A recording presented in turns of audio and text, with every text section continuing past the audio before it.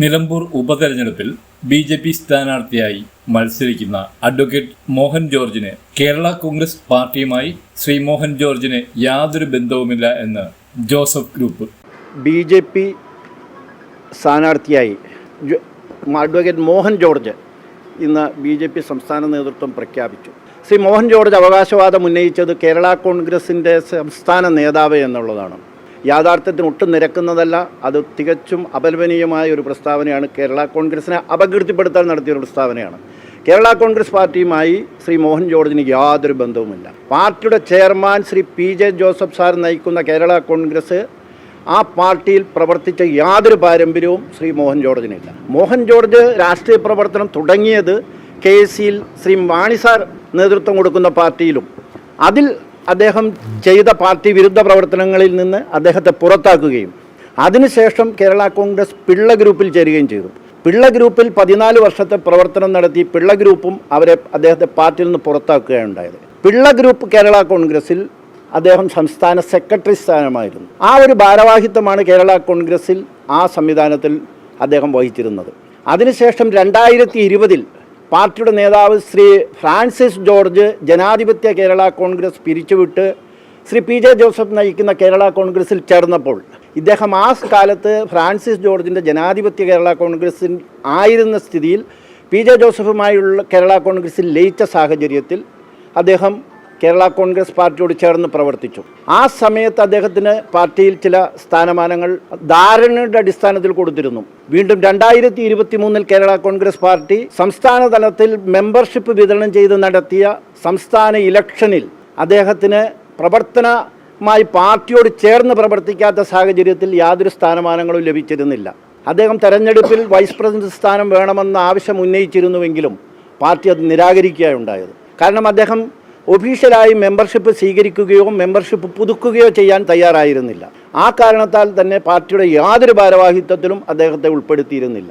വീണ്ടും അദ്ദേഹം പാർട്ടിയുടെ സംസ്ഥാന നേതാക്കളുമായി നടത്തിയ ചർച്ചകളിൽ ഞാൻ പാർട്ടിയിൽ സജീവമായി പ്രവർത്തിക്കുമെന്നും കേരള കോൺഗ്രസിൻ്റെ ഒരു പതാക പുതച്ച് മരിക്കണമെന്നും ഒക്കെ വളരെ വികാരാധീനനായി ഞങ്ങളോട് സംസാരിച്ചതിൻ്റെ അടിസ്ഥാനത്തിൽ അദ്ദേഹത്തെ സംസ്ഥാന കമ്മിറ്റിയിൽ നോമിനേറ്റ് ചെയ്യപ്പെടുകയാണ് ഉണ്ടായത്. ഒരു നോമിനേറ്റഡ് സംസ്ഥാന കമ്മിറ്റി എന്ന ഒരു പദവി മാത്രമാണ് കേരള കോൺഗ്രസിൽ അദ്ദേഹത്തിനുണ്ടായിരുന്നത്. പാർട്ടിയെ ഒരു നിർണായക സന്ദർഭത്തിൽ സമ്മർദ്ദത്തിലാക്കിക്കൊണ്ട് അദ്ദേഹം നടത്തിയ ഈ പ്രവർത്തനത്തെ പാർട്ടിയുടെ ജില്ലാ കമ്മിറ്റി പരിപൂർണമായും അദ്ദേഹത്തെ പാർട്ടിയുടെ എല്ലാ സ്ഥാനമാനങ്ങളിൽ അല്ലെങ്കിൽ പാർട്ടിയുടെ ഉള്ള സ്ഥാനത്തിൽ നിന്ന് പുറത്താക്കിക്കൊണ്ട് രാവിലെ തന്നെ പത്രക്കുറിപ്പ് കൊടുത്തിട്ടുണ്ട്. അദ്ദേഹത്തോട് കൂടെ നിൽക്കുന്ന പാർട്ടിയുടെ ഏതെങ്കിലും വ്യക്തികൾ കേരള കോൺഗ്രസുമായി ബന്ധമുള്ള ഒരു നേതാവും ഈ നിലമ്പൂർ മേഖലയിൽ ഇല്ല എന്നുള്ളതാണ് വസ്തുത. ആ കാരണം കൊണ്ട് തന്നെ കേരള കോൺഗ്രസിൻ്റെ ലേബൽ ഉപയോഗിച്ച് അദ്ദേഹം നടത്തുന്ന എല്ലാവിധ അവകാശവാദങ്ങളും അസത്യവും കള്ളപ്രചരണവുമാണെന്ന് ഞാൻ വ്യക്തമായി ചൂണ്ടിക്കാണിക്കാൻ ആഗ്രഹിക്കുന്നു. അദ്ദേഹം കേരള കോൺഗ്രസ് പാർട്ടിയിൽ ഒരു സ്ഥാനങ്ങളും വഹിച്ചിരുന്നില്ല എന്നാണ് പറയുന്നത്. പിന്നെ എന്തിനാണ് അദ്ദേഹത്തിനെ സ്ഥാനങ്ങളിൽ നിന്ന് ഒഴിവാക്കിക്കൊണ്ടിരിക്കുന്നത്? ഒഴിവാക്കി എന്നല്ല പറയുന്നത്. അത് അദ്ദേഹം ഈ സ്ഥാനങ്ങൾ പാർട്ടിയുടെ ഔദ്യോഗിക തെരഞ്ഞെടുപ്പിൽ അദ്ദേഹം ഒരു സ്ഥാനവും ലഭിക്കാതെ വന്ന സാഹചര്യത്തിൽ അദ്ദേഹം പാർട്ടിയോട് മാപ്പ് അപേക്ഷിക്കുകയും എന്നെ ഏതെങ്കിലും ഒരു സ്ഥാനത്ത് അദ്ദേഹത്തിൻ്റെ 40 വർഷത്തെ പാരമ്പര്യമൊക്കെ പറഞ്ഞപ്പോൾ അദ്ദേഹത്തെ ഉൾപ്പെടുത്തണം എന്നുള്ള ഒരു സാഹചര്യത്തിൽ അദ്ദേഹം ഒരു കത്ത് നൽകിയതിൻ്റെ അടിസ്ഥാനത്തിൽ അദ്ദേഹത്തെ ഒരു നോമിനേറ്റഡ് സ്റ്റേറ്റ് കമ്മിറ്റിയിലെ തിരഞ്ഞെടുക്കപ്പെട്ട അംഗമല്ല, നോമിനേറ്റഡ് അംഗമായിട്ട് പാർട്ടി അംഗീകരിച്ചത്. അദ്ദേഹത്തിൻ്റെ ഈ സ്ഥാനാർത്ഥിത്വം ബി.ജെ.പിയുടെ സ്ഥാനാർത്ഥിയായി മത്സരിക്കുമ്പോൾ മലയോര മേഖലകളിലുള്ള വോട്ട് കൂടുതലായി ബി.ജെ.പിക്ക് കിട്ടത്തില്ലേ? അദ്ദേഹത്തിന് ബി.ജെ.പിക്ക് തന്നെ കേരളത്തിലും തന്നെ അല്ലെങ്കിൽ നിലമ്പൂരിൽ എന്തെങ്കിലും പ്രസക്തിയുണ്ടോ? രാജ്യം ഭരിക്കുന്ന ഒരു പാർട്ടി, ആ പാർട്ടിക്ക് ഒരു സ്ഥാനാർത്ഥിയെ കണ്ടെത്താനില്ലാതെ അവർ ഇങ്ങനെ സ്ഥാനാർത്ഥി ദാരിദ്ര്യം മുഖാന്തരം എല്ലാ മേഖലകളിലും അവർ പൈസയും പദവിയും നൽകി അവർ പാർട്ടി സ്വീകരിക്കുന്നതിന് നമ്മൾ എന്ത് ചെയ്യാനാണ്? അത് തികച്ചും ബി.ജെ.പി എന്ന പാർട്ടിയുടെ സമ്പൂർണ്ണ പരാജയമാണ്.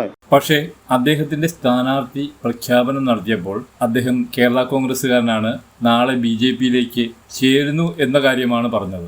അദ്ദേഹം യാതൊരുവിധ സൂചനകളും നൽകിയിട്ടില്ല. ഒന്നാമത് അദ്ദേഹം കഴിഞ്ഞ 4 വർഷമായി കേരള കോൺഗ്രസ് പാർട്ടിയിൽ യാതൊരുവിധ പ്രവർത്തനങ്ങൾക്കും സജീവമല്ല. പാർട്ടിയുടെ ജില്ലാ ക്യാമ്പ് നടന്നു, മറ്റ് ജില്ലാ മേഖലകളിലും സ്വീകരണ കേന്ദ്രങ്ങളിലെ പല മേഖലകളിലും പാർട്ടി പരിപാടികളിൽ ഒരു മേഖലയിലും അദ്ദേഹം പങ്കെടുത്തിട്ടില്ല. അദ്ദേഹം ഒരു പാർട്ടി പ്രവർത്തകൻ അല്ലെങ്കിൽ ഒരു പദവി വാങ്ങി ഞാൻ ആ പാർട്ടിയിലാണ് എന്ന അവകാശവാദം മാത്രമേ ഉന്നയിക്കുന്നുള്ളൂ. കഴിഞ്ഞ 4 വർഷമായി പാർട്ടിയിൽ മോഹൻ ജോർജ് സജീവമല്ലായിരുന്നു. പാർട്ടിയെ സംബന്ധിച്ചിടത്തോളം ഇതൊരു ജനാധിപത്യ മതേതര പാർട്ടിയാണ്. എല്ലാവരെയും ഉൾക്കൊണ്ടുകൊണ്ട് പോകുക എന്നുള്ള ഒരു വിശാലമായ നയമാണ് പാർട്ടിയുടെ ചെയർമാൻ തന്നെ സ്വീകരിച്ചിരിക്കുന്നതെന്നും അതിന്റെ വെളിച്ചത്തിൽ മോഹൻ ജോർജിനെയും ഉൾക്കൊണ്ടു പോയതായിരുന്നു എന്നും മോഹൻ ജോർജിന് നേരത്തെ BJP ബന്ധം ഉണ്ടായിരുന്നതായിട്ട് അറിയില്ല എന്നും കേരള കോൺഗ്രസ് ജോസഫ് ഗ്രൂപ്പിന്റെ നോമിനേറ്റഡ് സ്റ്റേറ്റ് മെമ്പറായിരുന്നു മോഹൻ ജോർജ് എന്നും അദ്ദേഹത്തെ ആ സ്ഥാനത്ത് നിന്ന് നീക്കം ചെയ്തു എന്നുമാണ് ഇപ്പോൾ അറിയാൻ കഴിയുന്നത്.